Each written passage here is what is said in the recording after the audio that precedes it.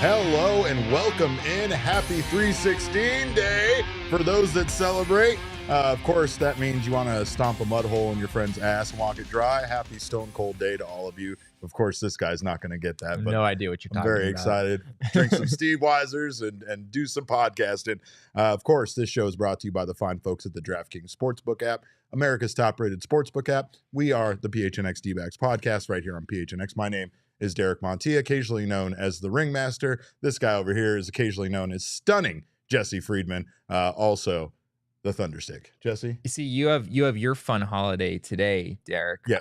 I had my fun holiday 2 days ago. I refuse to acknowledge and it. I actually didn't even make mention of it on the show, which was a huge mistake on my part as a former math major. Yeah. We missed Pi Day. Yeah, Derek. no, I know. You know what I'm talking about. I purposefully did not acknowledge Pi Day. You know that, Jesse. That's nerd stuff around here. And, we leave that up to Princeton. You know, that kind of thing. Princeton. Yeah, I'm taking shots already. I know it's too soon, but Damon's anyway. our producer today. I know. Derek. I'm really trying to make Damon sad. You're a bad guy, man.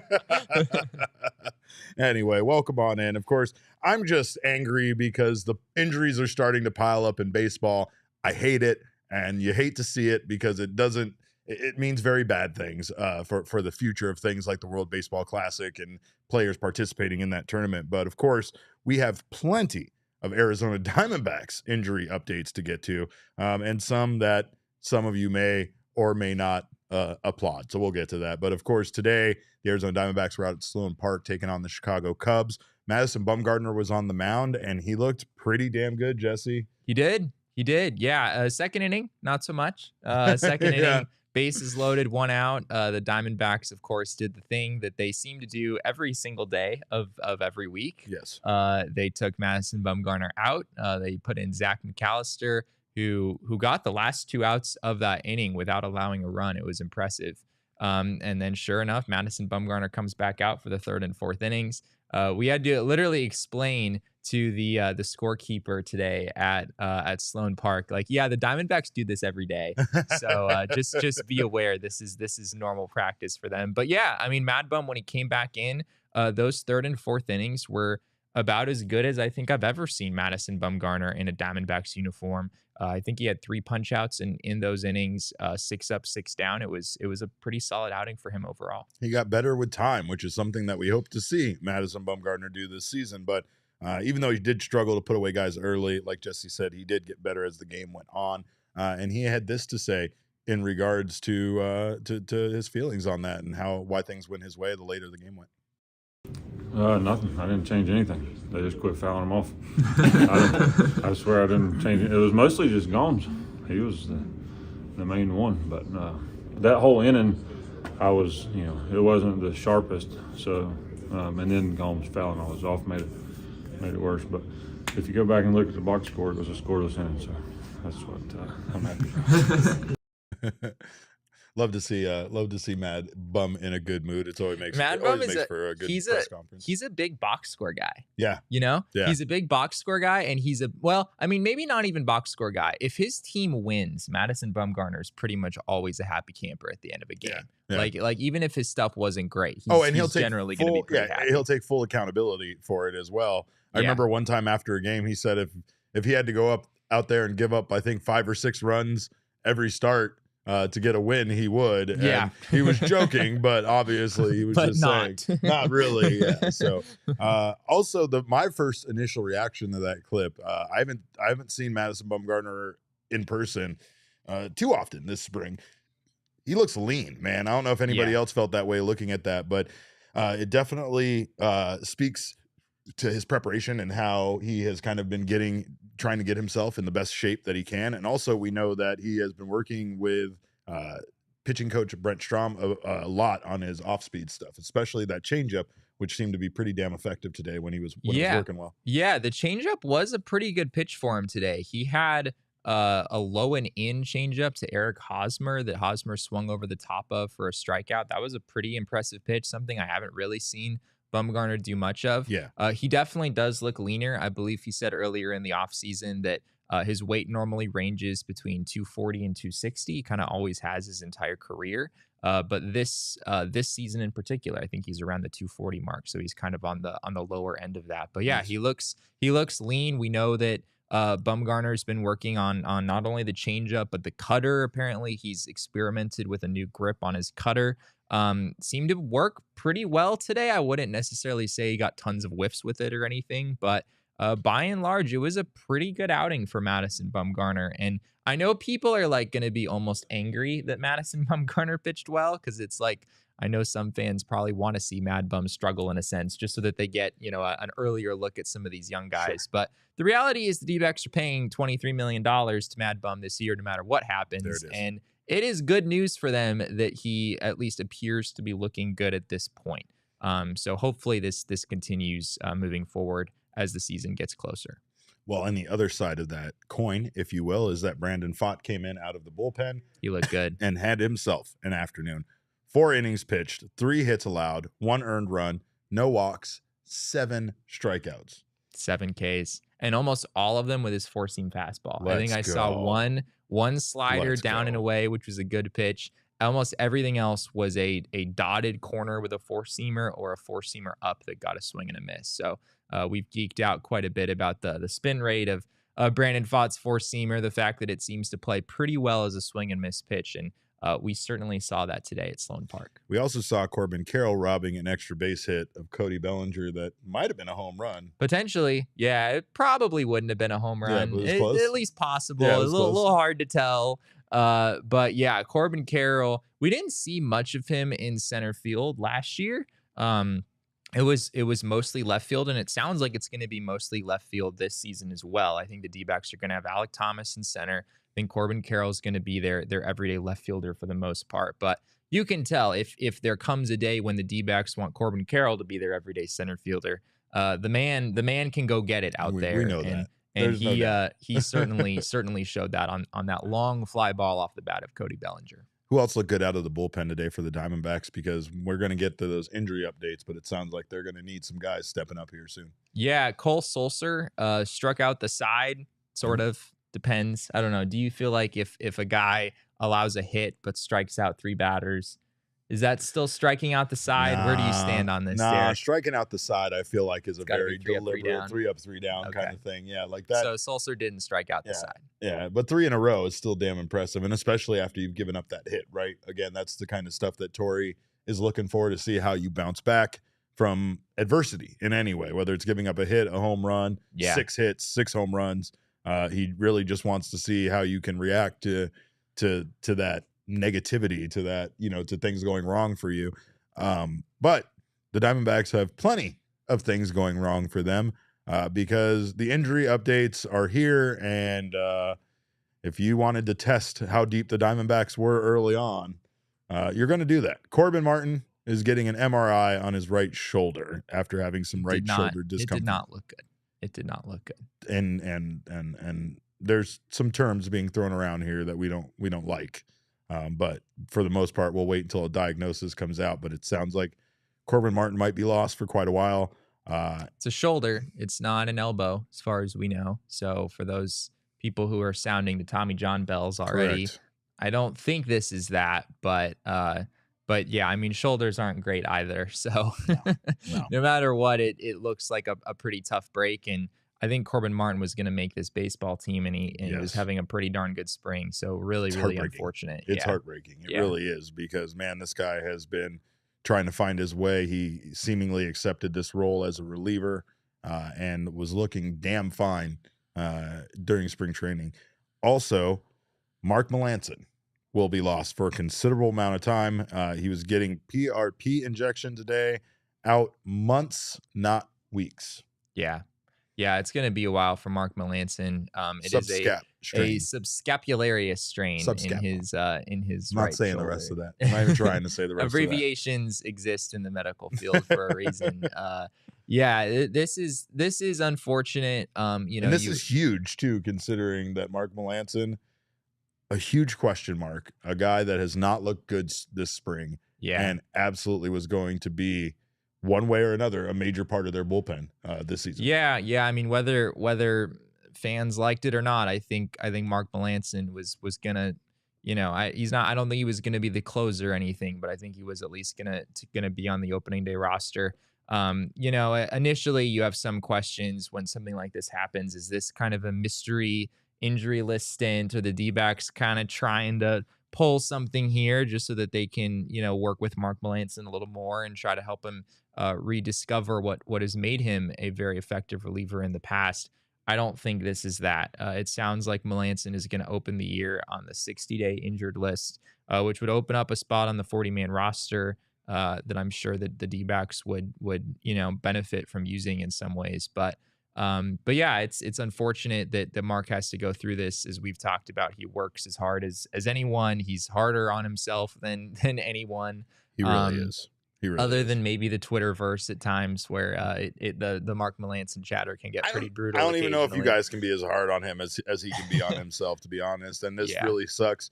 There's part of me, honestly, I think that to piggyback on what you said, there are probably people out there that do believe that that's the case here, that he's not doing well. So this is kind of a way to maybe hide it. I'm going to be honest with you, that's not the way baseball works. And maybe it is. Maybe I'm being a bit naive here. I think teams pull stuff like that on occasion, but it's really clear that this is not that. And not only that, but Torey Lovullo has said in the past that those decisions oftentimes are completely out of his hands because it's up to the medical staff. Now, depending on how honest he's being, there is one thing or another. But sure. I tend to be gullible enough when it comes to Torey to believe him about everything. You're pretty gullible with Torey, with everyone in the office. You're just a gullible person in general. Are you fucking kidding me that you're going to say that to me, Jesse Friedman?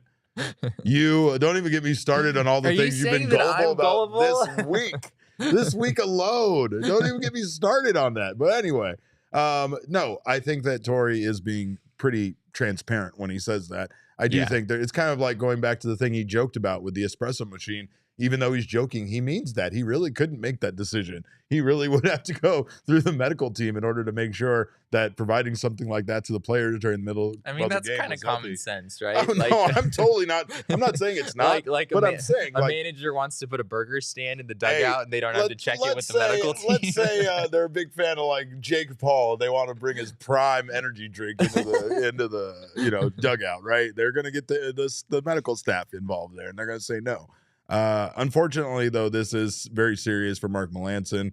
And again, it kind of may have been some of the reasons why he was struggling this spring. Yeah. I don't know how much of this injury was impacting his ability to perform. Yeah. But considering how serious it is, it could explain a lot. Yeah, it absolutely could. And it's sometimes players don't know that they're injured. Sometimes they don't know that something is actually physically wrong with them. They just think that they're not able to hit their spots anymore, or maybe their velocity is dipped. Sometimes this is the case. So, and to be honest, I hope that's the situation. I hope Melancon can get right and bounce back whenever he does return to this team. But like Jesse said, it does open up a roster spot for somebody in the bullpen. And honestly, we kind of gave one to Corbin Martin, I think, in a few cases. So you could potentially say two spots in the bullpen are opened up. Yeah, I was kind of surprised. I asked Torey Lovullo today before the game started at Sloan Park, how do these injuries impact the dynamics of your bullpen competition? And Torey pretty openly said, like, yeah, two spots are opened up, pretty much implying that Corbin Martin was going to make this team, Mark Melancon was going to make this team, as we've been saying, as we've certainly expected. But yeah, I mean, this does open the door for some other guys. We mentioned Cole Sulser earlier. He, 3 strikeouts in the game today. That was good to see. Zach McAllister was the guy who came in and got Madison Bumgarner out of that very difficult spot in the second inning. By the way, he's just a gigantic human being. He's a very tall human being. Very big guy. He's got like this kind of sidearm sort of delivery going, which is maybe a little bit of a different look that the D-backs would like. Is he Australian?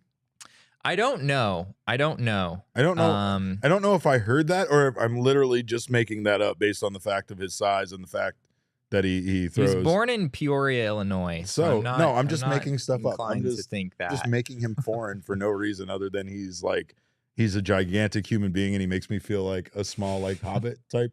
creature? 6'6", 240. Yeah. Zach McAllister is listed at. It's fairly large. Had some good seasons. I mean, 2017 for Cleveland, he had a 2.61 ERA, 66 strikeouts and 62 innings. He's had some really good years out of the bullpen, but obviously it's been a little while since those things happened. But he's certainly on the list of guys who maybe take a little bit of a step up on the depth chart. I think Juris Familia has a really good chance to make the team at this point. Yeah, we talked about him yesterday. He's put up some really good numbers so far in spring.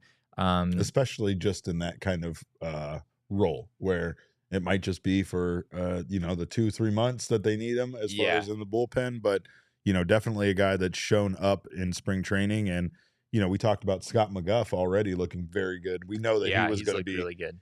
He was for sure going to be in the bullpen. But other injuries have kind of popped up a bit. Perdomo is day-to-day with a chest contusion. Castillo has neck discomfort. He did pass through concussion protocol. Yeah, he did, and of course, those were kind of one and the same situation. Diego Castillo and Geraldo Perdomo collided yesterday. That's pretty nasty. Trying to make a play in the infield. So yeah, the video of it did not look great. But yeah, I think this is one of those things where both of these guys are not going to miss any kind of significant time. It sounds like they're basically both day to day and should be able to get back in the lineup sooner rather than later. That's what Torey Lovello had to say today. So no real concerns here, but it looked immensely painful when it happened. So you still have to feel for these guys a little bit. I do know that I need an update, and so does my friend's sister on Christian Walker because she's very concerned, and I'm a little concerned. Your friend's sister. Yeah, big fan of Christian Walker. Scratch from the lineup today. Why? He was scratched. So he was hit by a pitch on Monday. Oh, okay. I think it was his left leg. Yeah.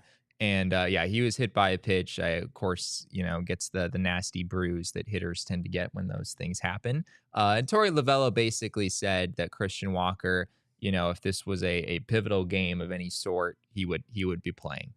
So this was a scratch. D-backs thought he was good to go, but they wanted to make sure that he wasn't adjusting his swing or anything to try to kind of, adapt to the way that he feels now that he has this enormous bruise. So you mean to tell me that spring training games aren't important games, Jesse? Yeah, that's kind of what I'm trying to tell you. Damn it. Well, I am having myself a delicious, as I'm calling it right now, a Steve Weiser from our friends at Four Peaks, and you should too. They have a wonderful variety of beers, and they are. Did you just spill it? Did you just spill it on your laptop? A little bit. Is that what just happened? A little bit. That's all right, though. It's not the first time, Jesse, and it won't be the damn last time that I spill Four Peaks beer on this laptop. But that's how you break in a laptop. That's how you break in a laptop. I'm gonna go take a 6-pack out and dump it in my new car here soon. That'll break that thing in too. But of course, you guys should all make sure you are stocked up on Four Peaks. For all the wonderful sporting events happening in the month of March. You can also, if you are here for spring training and want something else fun to do, check out their 8th Street Pub for a variety of reasons. They're going to have a blast down there for St. Patty's Day, but more importantly, they'll give you spring training tours throughout the month of March. You can check out the facility, see how they make the beer, see how the donuts are made. There are no donuts, I'm just saying that. And there's also ghosts, so make sure to check that out. Also, check out their calendar at fourpeaks.com/events for all your Beer Week entertainment needs. And again, you already know the best place to spend St. Patty's Day. It's at the Four Peaks 8th Street Pub, of course. Hang out with your favorite degenerates and enjoy a damn good time. Must be 21 or older to enjoy, and enjoy responsibly. And that's the bottom line because Stone Cold said so. We thank you guys for being here in the PHNX Sports YouTube channel. You're always awesome. We appreciate the love. Make sure to subscribe to the channel. Sign up for notifications if you haven't done so already. That way you don't miss when we go live or any of the wonderful shows on this network go live. Also, if you're listening to us on your favorite audio podcasting app, please subscribe to us there if you haven't done so already. That way you don't miss whenever we post a new episode. And also leave us a review. We love to hear the feedback as well. And if you haven't checked out the Diehard membership over at gophnx.com, today is an absolutely fine day to do so. You will get a free piece of merchandise from the phnxlocker.com this year and every year that you're a Diehard member. You also get 20% off all future purchases. You get members-only merchandise. You get members-only discounts to events, exclusive invites to events, much more. Our tea party is coming up. We have all sorts of fun things, so make sure to join up. You get Jesse's newsletter Full Count, as well as newsletter from Gerald, Howard, and Craig Morgan. You get wonderful stuff like our access to our members-only Discord, which is the best place to be. an Arizona Diamondbacks fan, and an Arizona sports fan, and so much more. So sign up today over at gophnx.com. We were talking, of course, about more injury news with the World Baseball Classic. We were very sad, but it was a place for us to come together in the Discord and console each other. Of course, we know the terrible news that happened, awful news out of Miami about Edwin Diaz. While, of course, you may have seen it, you may have heard. If you didn't hear, Team Puerto Rico, my team, my little tiny island, they overcame the adversity of beating another little tiny island in the Dominican Republic, and who was an all-star team. I will say I openly chose the Dominican Republic as my favorite to win, and they are now going home. I think we both did. Yeah, I mean, it was hard to pick against them. Huh? They didn't make it out of pool play. They didn't make it out of pool play. And they had the best roster like in baseball history. It felt like at least. It really did. But we talked about where they were vulnerable, and that's exactly what ended up being exposed. But then you see teams like Team Mexico and Team Venezuela, who both have excellent pitching and weren't picked nearly as high to go as far as they have. And both of those teams have done it on the back of just a good team play. Maybe the Dominican Republic was too much like an all-star team. Maybe it was too many good stars on one team. But I don't know if I buy that. I don't know. I'm just saying, because there's always maybe if they didn't have Julio Rodriguez, they would have been better. Yes, of course. That makes so much sense, doesn't it, Derek? What did Julio Rodriguez bat in the World Baseball Classic? I don't know, but it's like. But that's not how this works, though, right? Because, in baseball, really, really, really good players can go 0 for 5, right? Like, we see that. Like, Mookie Betts in that Team Mexico game for Team USA, I think he was 0 for 5 That's in what I'm game. saying. I'm absolutely But it doesn't mean that having Mookie Betts in that game was a mistake from the get-go, I'm right? not saying it was a mistake. I'm just saying. That's what it sounds like you're saying, Derek. Here's what I'm saying. Here's what I will say to explain. How many times have we seen teams in any sport put together an all-star team on the court, on the field, on I feel like whatever? You're talking about the NBA. Let's right? say the NBA. You're talking about like Kevin Durant, James Harden, Kyrie Irving. Are you shitting me? How about every attempt that the New York Yankees had at several years where they didn't win the World Series or even make the playoffs? Like, it happens in every sport. Yankees had some pretty darn. How many World Series have the Dodgers won? That's true, but but the Dodgers didn't. Have the Dodgers won? I think you're just talking about how many World Series. Okay, well they won it in 1988. They won it in 2020. Exactly. With okay, the Astros, they won it one time. Course. My point is that it's not. Baseball is that kind of sport where it's no guarantee that putting together an all-star team is going to instantly win you games or a championship or a tournament. Baseball doesn't work that way. Right. And to be honest, a tournament like this does have people in it who have other alternate reasons to play much harder than a team comprised of MLB All-Stars. Am I right? Because those guys don't have much to play for. Yes, country, yeah, they want to win it, but they don't really care. They're all multimillionaires, and they're all going to go back to their teams and be stars on their teams and play a full season. But interesting. But I'm just saying, a lot of those teams have that mix of like guys that have been retired for years, guys that have never played a single inning in Major League Baseball. I mean, it's a different dynamic because a lot of those guys, this is the most important baseball that they're playing and maybe have ever played. And you can't say the same about the all-star team that was the Dominican Republic team, right? That's true, but I still don't think that means that like there were too many stars on the team or that they would have been better if they hadn't had so many stars. I think to your point earlier, baseball's just like this. Yeah. You can assemble an absurdly good team in baseball more so than in other sports, and it just doesn't pan out the way that you expect it to. Correct. Right? Correct. Like Mike Trout, Mookie Betts, like these guys can go 0 for 5. It happens, even if they're facing, like a guy who hasn't pitched above AA or something. Totally. Those kinds of things happen. Whereas in the NBA, like Kevin Durant in the NBA is not going to be, like you bring up some guy from the G League. He's never going to outperform Kevin Durant, right? Like that's just basically never going to happen. Whereas in Major League Baseball, those kind of things do happen. Like the guy from AA might have a better game than, Julio Rodriguez or Manny Machado or whatever. That's just part of the territory of baseball. I don't know. Well, like Durant's a perfect example because I know it was more. Why did I have to bring up Kevin Durant? No, I'm just saying it's more due to injuries and everything else. But like the Brooklyn Nets, for instance, tried to put together that all-star team. Sure, they tried. It just didn't work out. But and it's I know, more of a team. Like that in was basketball, that was genuinely can be a problem if you have too many stars in basketball because it's. I don't want to say baseball is not a team sport, but it's just different. Like in basketball, you need the way that your players play to be compatible with each other. Whereas in baseball, when you're assembling a lineup, you just want like a lot of good players, right? Like you don't necessarily have to think about the way that they fit together as much as you do in other sports. I'll say this, maybe when you're talking about in a defensive alignment, but I think sometimes what happens is that a lot of these guys are the best player on their team their entire lives up until like a point like this. And I'm not saying like, oh, they let their foot off the gas, but sometimes when you look around you and you see Juan Soto and Julio Rodriguez and Manny Machado in the dugout all next to you, it's easy to be like, well, like, yeah, these guys got it if I don't. Like, you know what I mean? Yeah. It's easy not to be like, I got to do this. I got to be the man, right? But that's not even the big story here because I know they did not make it out of pool play, but the big story is Puerto Rico eliminating them and then celebrating and having one of the most devastating injuries that could have happened in this World Baseball Classic happen to one of the most high profile, players in Major League Baseball, Edwin Diaz. You mean the reliever that the Mets just signed for, what was it, 5 years and $100 million? That's it. Yeah. Like widely considered the best reliever in all of baseball, was celebrating with his team. They were jumping up and down and apparently graphically injured his knee, basically, is the best way to put it. It was kind of odd because it didn't look like there was any kind of cause for it other than just jumping up and down, celebrating. Like, I know a baseball field, especially when you talk about the pitching mound in that area, there could be some uneven surfaces that potentially are a pitfall, but it didn't look like that. It just kind of looked like they went down kind of to the infield and celebrated. And then next thing you know, Edwin Diaz is on the ground. He looks extremely like he's in extreme pain. The team looks very concerned around him. And eventually they carry him off the field.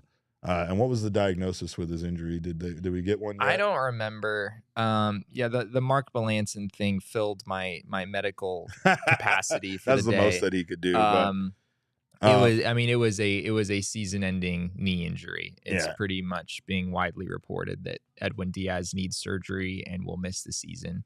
And that sucks. I mean, that sucks for you certainly feel for Mets fans and that whole organization right now.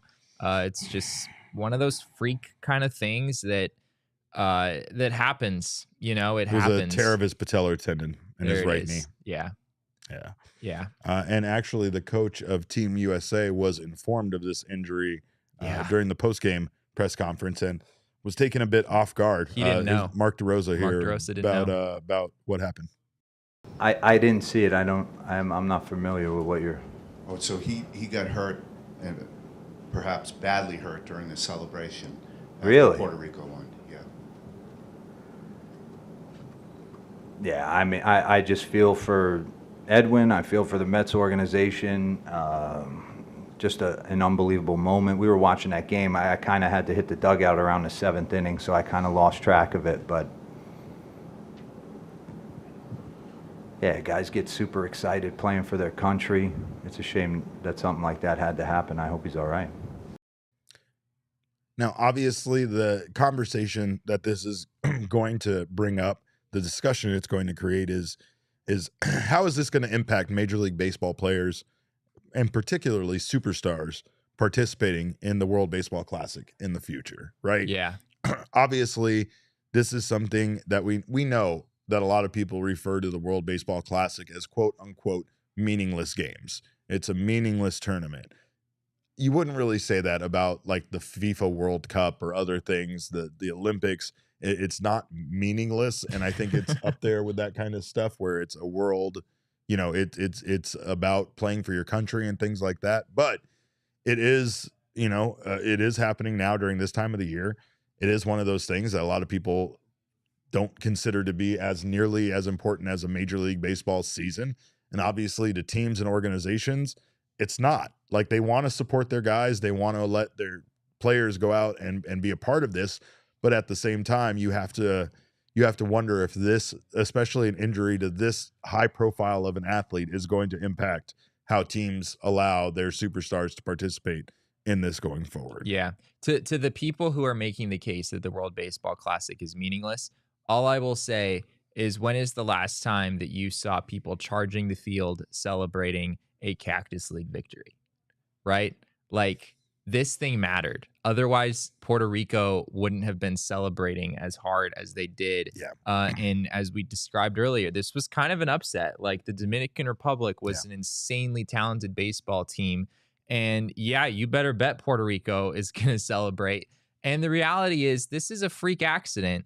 This didn't even happen during the actual game. If someone wants to talk about, like, oh, a pitcher gets hurt because he's pitching in a high leverage situation, and, you know, his arm got messed up somehow because he was putting more strain on it than maybe he would have in a backlot game, that I understand. And I think you could have that conversation. This was a freak accident that happened while celebrating an incident that had obvious importance. If you look, maybe even less so in the U.S., but if you look at other countries and how seriously some other countries are taking the World Baseball Classic, we've talked about the viewership numbers in Japan, how seriously other countries are taking this and how into it they are. This thing matters. You really can't make the case that, like, oh, that, you know, this is a worthless thing, it's not worth the effort. There's a reason that the celebration was happening, and it's just unfortunate. It's just one of those things that happens from time to time, and I don't think there's any way around that. The bigger thing is that this could have happened during a spring training game to Edwin Diaz, and no one would be like, maybe we shouldn't have spring training anymore, right? It's not. Well, some people go there too. Yeah. There are people out there who think that spring training is just this thing that gets everybody hurt before the season starts, and we shouldn't do it either. I don't agree with that. That's a whole other conversation for another time. And that's people who aren't aware about how these players have to ramp up. It's like Jesse and I see all of the effort that these players put in behind the scenes. You might hear them referred to as like, oh, they threw a bullpen today, or a BP.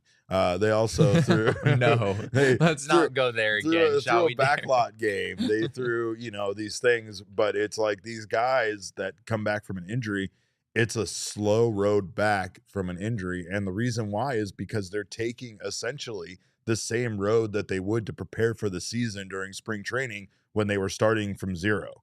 Right. Yeah. And that's why it starts with they're tossing at 60 feet, and then they're tossing, they're doing this, and they're playing catch, and then they're throwing a bullpen, and then they're throwing a backlot game, and now we got him in Reno.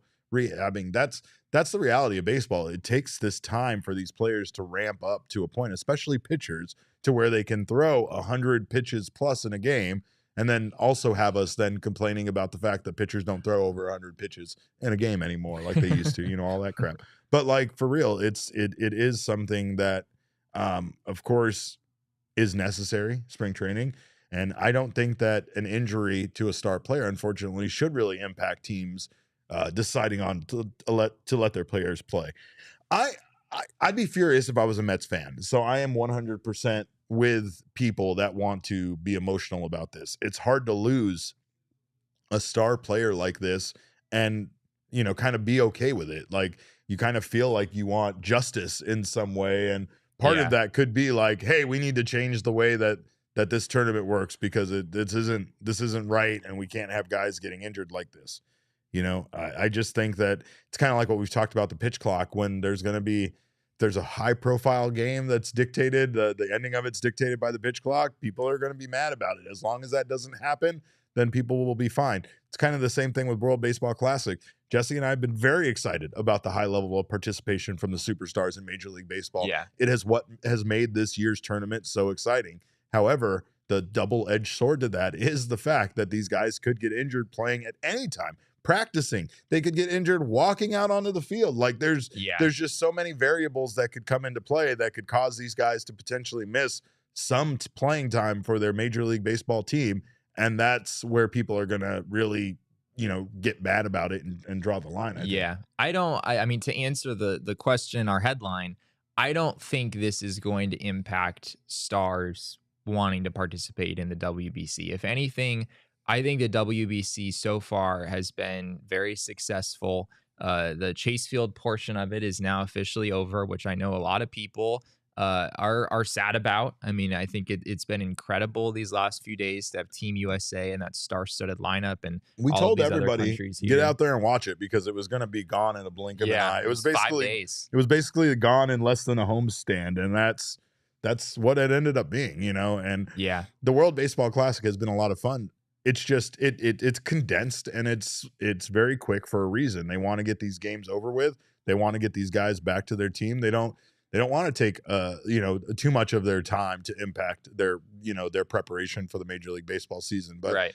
I'm starting to get more and more on board with a middle of the season thing Really? with the World Baseball Classic. Can you imagine? The All-Star break is now 2 weeks long. I like it. And we're going to do the All-Star festivities, and then we're going to have 2 weeks of baseball awesomeness, and then we're going to go back to the regular. I mean, I kind of dig it. Right? Like, I mean, it'd be pretty Right? fun. I don't know if the powers that be, though, as Talkin' Jake put it on our show yesterday, I don't know if I could really see the commissioner, the Players Association.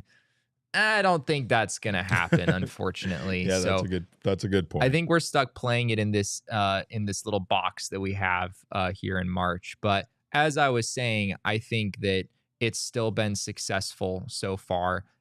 There haven't been really any other major injuries that I'm aware of. Certainly nothing all that significant. This is a freak accident. It sucks. I understand that. Yeah. But if you're a star player and you want to participate in the WBC and represent your country, I don't think you're looking at the fact that Edwin Diaz, suffered this horrific knee injury while celebrating a victory.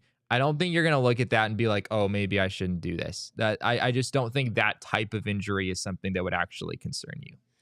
All right. Well, I'll tell you guys this much. We got to see Team USA advance out of Pool A. That's we're going to accentuate the positive here, right? Yeah. And honestly, I know that sucks, but I don't want to overshadow how much fun it's been to watch this tournament, how much joy I got out of seeing Puerto Rico beat the Dominican Republic, even though it was absolutely ruined there at the end. But Team USA did a great job. Merrill Kelly, not so great. Not great, but I mean, he wasn't terrible, right? He wasn't terrible. Pitched 3 innings, gave up 4 hits, 2 earned runs, 2 walks, and 1 strikeout. Wasn't great. Didn't blow the game, and helped Team USA advance out of Pool A.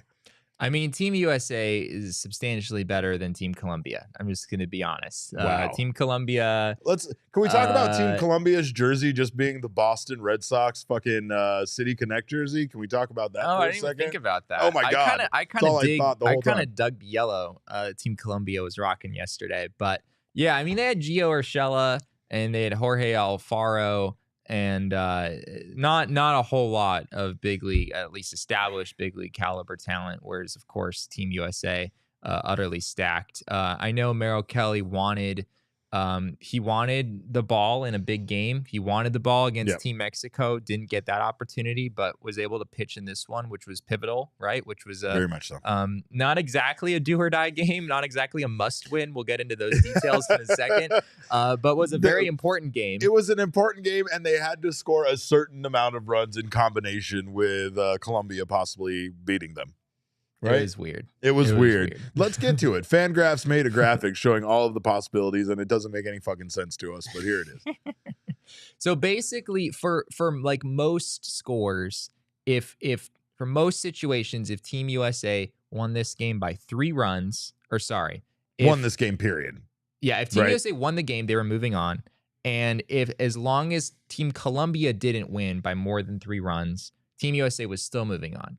But there were some scores, as you can see if you're joining us here on YouTube, where it wasn't 3 runs, where there were some situations where if Team Colombia had won 8-5 or beyond, right? 8-5, 9-6. Those are all those still scores Team Colombia would have advanced. Get in. And then you get this little corner down here where if they fucking scored 14 runs somehow and USA scored like 12, Team Canada snuck in? Like, what in the hell? This tiebreaker shit is so weird in the World Baseball Classic. I kind of like it, Jesse. I mean, we talked about it before the WBC started. It's the quotient which is just dividing the number of runs that you allowed by the number of outs that you converted. This chart also not necessarily exact because it assumes that both teams get 27 outs. Whereas if Team Colombia had walked off in the game yesterday, then Team USA would have fallen a little bit short of 27 outs.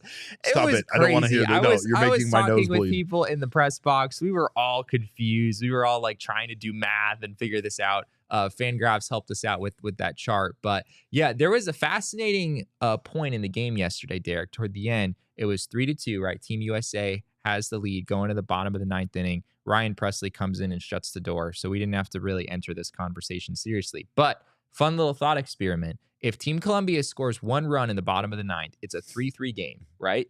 At that point, if Team USA wins, or if Colombia wins 6-3, so say they hit a 3-run bomb, walk it off, they win 6-3, Team USA still advances. Because of the extended innings?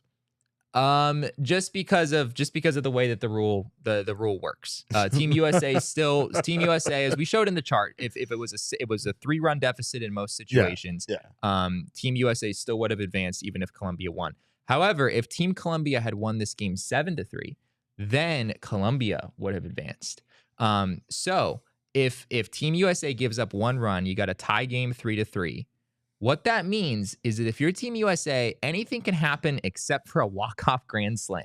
If you allow a walk-off grand slam, then there you go. You gone and done it. You lost to Colombia, and you don't get to advance.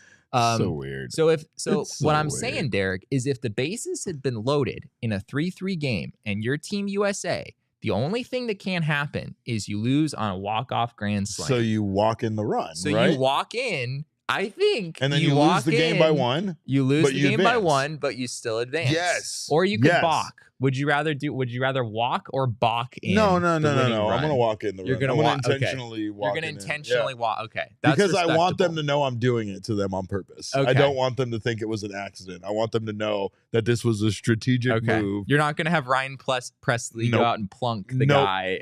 Fuck no. Fuck no. And then what? Miss him and then have the ball go back to the backstop and have 3 runs score? Get the fuck out of here. I ain't having that happen. But I'm just fascinated to know. That's a great point because like, do you think Mark DeRosa would have done that?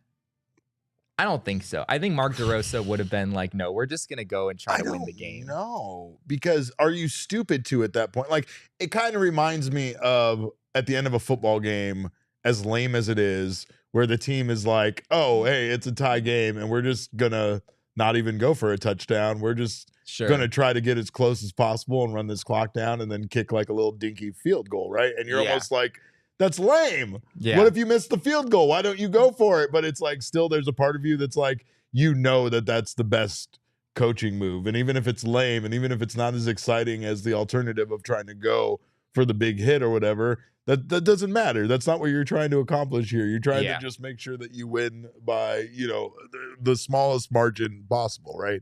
Yeah. With baseball, though, there's not really any time in Major League Baseball where losing a game is going to help you in any way, right? So there's never a time in Major League Baseball where that would even come up as a strategy. Yeah, but in the World Baseball Classic, you can lose the game 6-3, but you can't lose it 7-3. So you might have to do some weird stuff. I kind of love it. Maybe we should talk about getting this into baseball. But other news from Chase Field is that Chase Field is falling apart.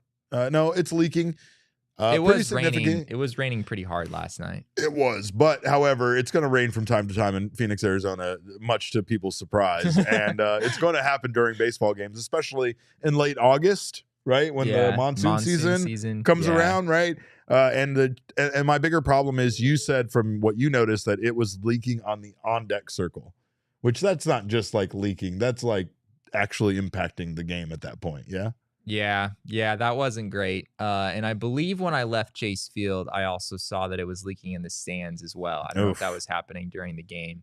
But yeah, it wasn't a great look. I didn't see the attendance yesterday, probably 35,000. There were a lot of people there.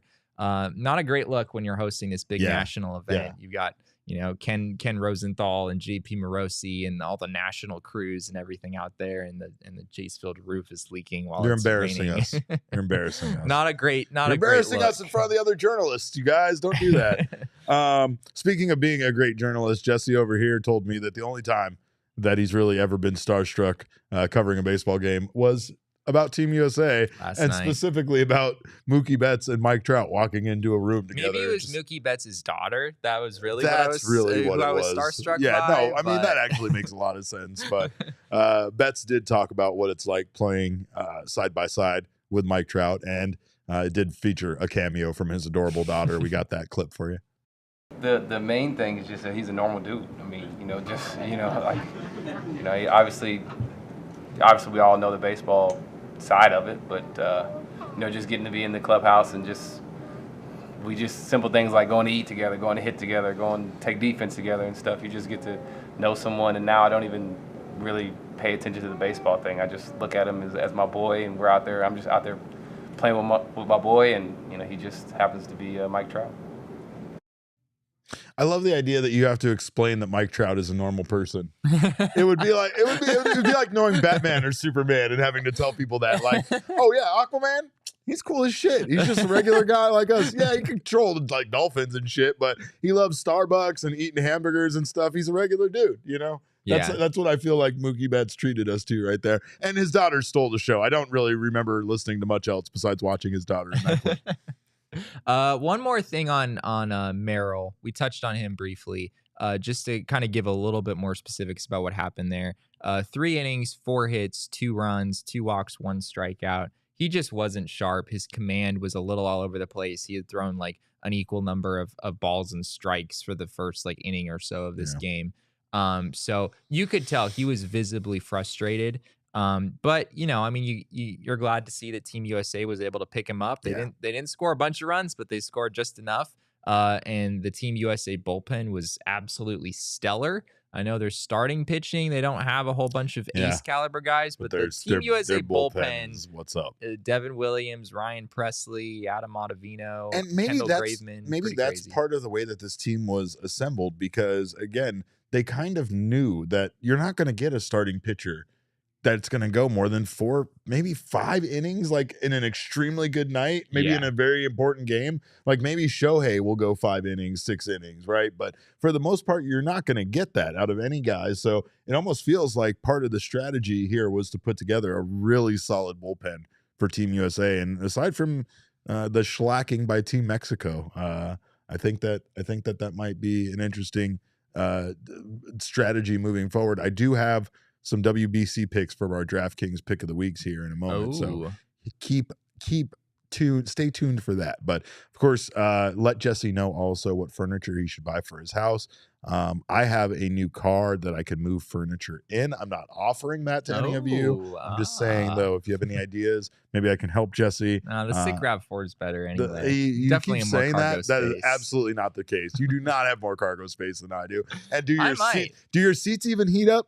Do your seats even heat up? Do not heat up. Yeah, then shut up. Well, anyway. actually, they do because they're black. And yeah, in the Arizona sun, those seats yeah, really do heat up. Trust me, I bought a car with heat seaters. I've heard that joke 6 times today, Jesse. But what Jesse needs, I just love that was like a necessary feature. Fuck yeah, it was. Like Derek Montia lives in Phoenix, Arizona, and he just had to have seat heaters. It's still in his cold car. here for 4 months out of the year. So, and when I say cold, I mean really nice, but still, my butt gets cold. Not anymore though. My butt stays warm. And Jesse's butt is going to stay warm with his brand new More furniture that he gets for his condo. And you can suggest plenty of stuff for him and maybe suggest some for yourself. Get ready for baseball season. Watch this March Madness tournament, all with some brand new recliners and furniture in your home. Get that from morefurniture.com. Have them come out and bring you this furniture. White glove delivery service. They'll figure out how to get it in your front door and we'll set it up for you.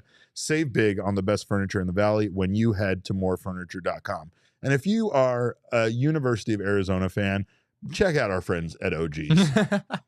we know what you're going through and we understand.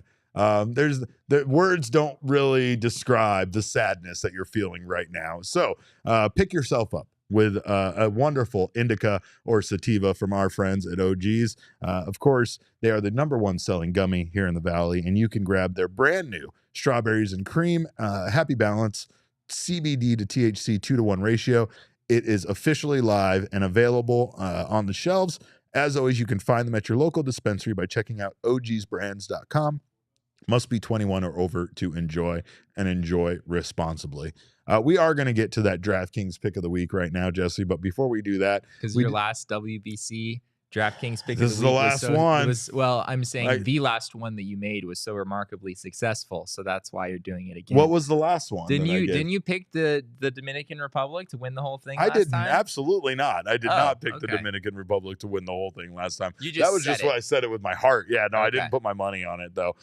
But before I put my money on something, one thing I could have put my money on was Trevor Bauer making some sort of PR move to potentially get himself back into baseball.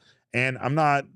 I'm going to say this. I don't even think this was that bad of a move. I honestly think, considering everything that Trevor Bauer has gone through and his reputation, he did the one thing that I actually thought was a pretty understandable move to keep playing baseball.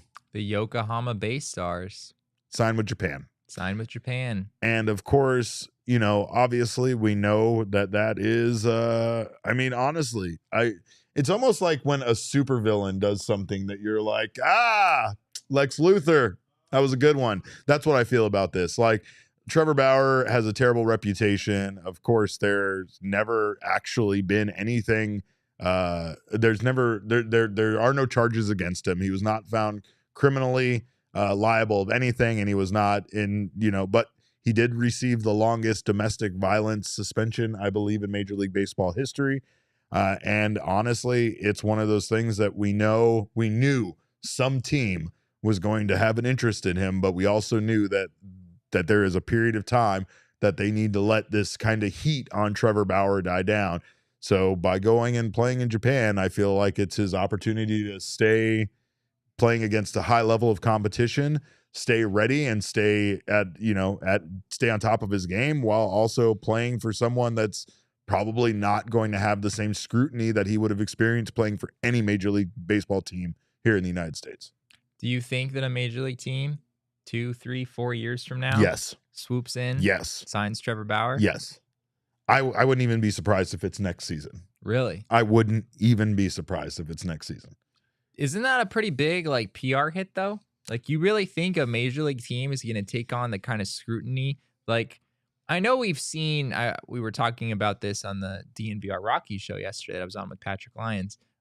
We've seen guys go through situations somewhat like this, and then teams eventually come around and they're like, yeah, no, we'll still have you play for us. But this one, I don't know. Like, Trevor Bauer is kind of, I don't know. It feels like fans were able to kind of forget about some of those other things with other guys that have happened. I don't know if people are going to forget about what happened with Trevor Bauer, or at least what was said to happen. I know there's kind of some gray area with his whole situation, but you think teams are going to be okay with that? I think that teams would already be okay with it. I think it is the backlash that they would receive. Why didn't the team already sign him? Because of the backlash that they would receive publicly for signing him. So you think the team is okay with it, but they're not okay with what it would do. The public relations nightmare that it would be for him to be a part of the team, right? So here's the thing. One, we love a comeback story in the United States.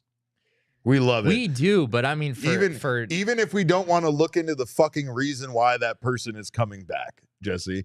And two, time heals all wounds. People forget.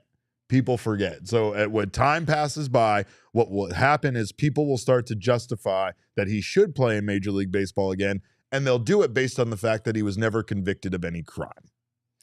And people didn't really like Trevor Bauer before this happened. No, absolutely not. He was always kind of a fucking nightmare. I mean, Trevor Bauer was a part of the Arizona Diamondbacks organization, and that is something that we don't talk about nearly enough, considering the bullet that they dodged as far as everything that went on with him. Just from the fucking time that he needed to warm up by fucking long throwing from the outfield was enough to be like, what is with this guy, right? But you like, honestly, I thought that was kind of cool personally. I mean, yeah, after wow. a while, I got on board with it too. But I think it comes down to, honestly, that's the weird thing about charges like this, incidents like this. It really comes down to people know so many details about this kind of horrific relationship that he had and the way that he treated another person.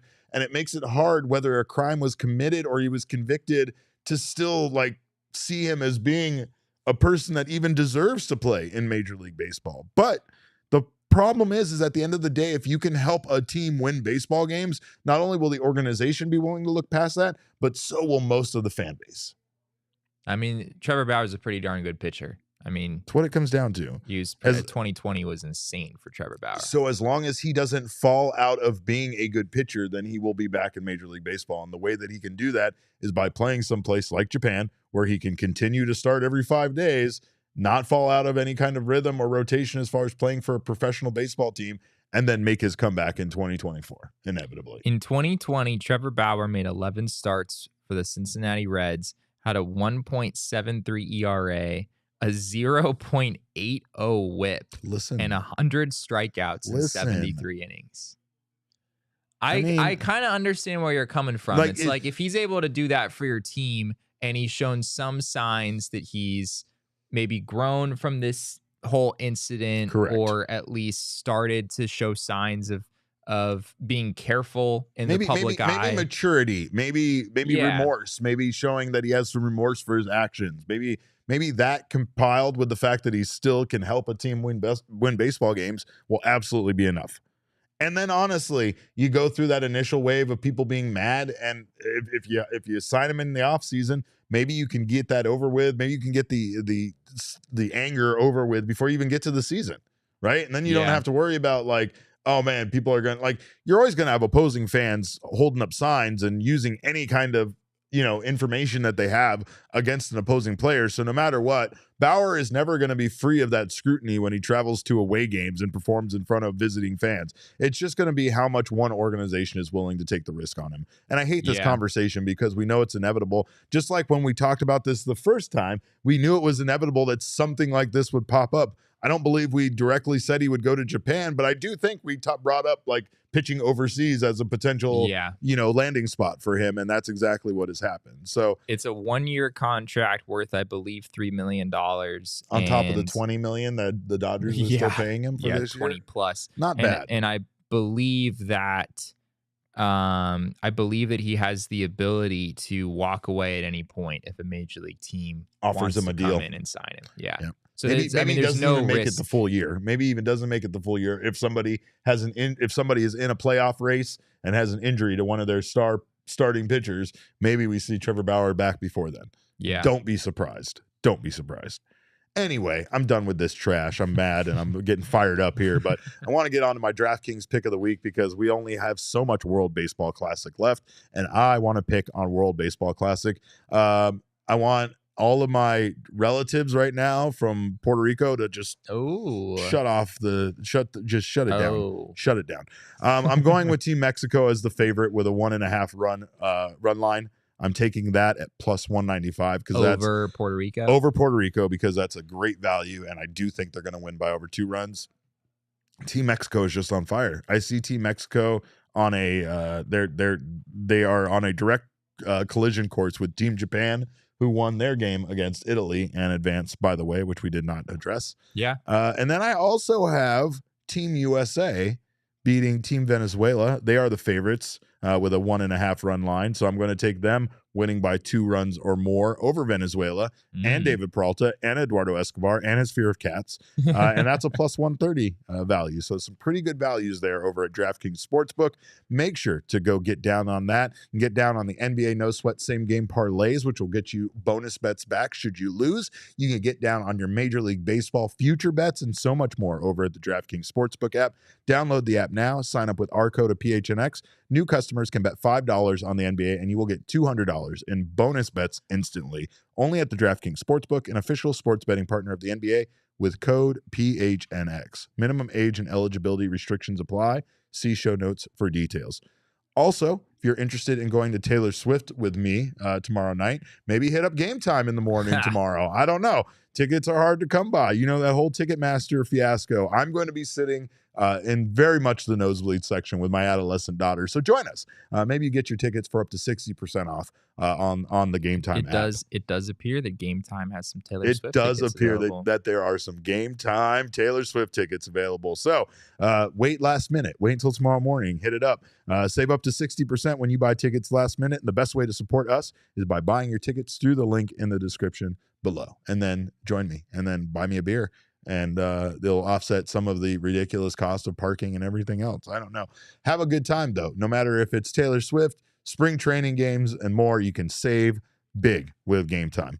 We thank you guys so much for being here. The Clutch Canuck in the comments said, I'm relieved that Cattell isn't playing in it anymore. And I'm going to say kind of the same. But he will rejoin the Diamondbacks. We're expecting by Saturday. That's what Troy Lovello said today. Excellent. He was also, Cattell played some center field, which hate it. Made the Diamondbacks Don't a little ever fucking nervous. do that. Don't ever do that again. Yeah, Torrey said today that the D-backs requested that he be moved back to second base, and that request was honored. Another fun little WBC tidbit: Dominic Fletcher homered against Shohei Ohtani. Hey.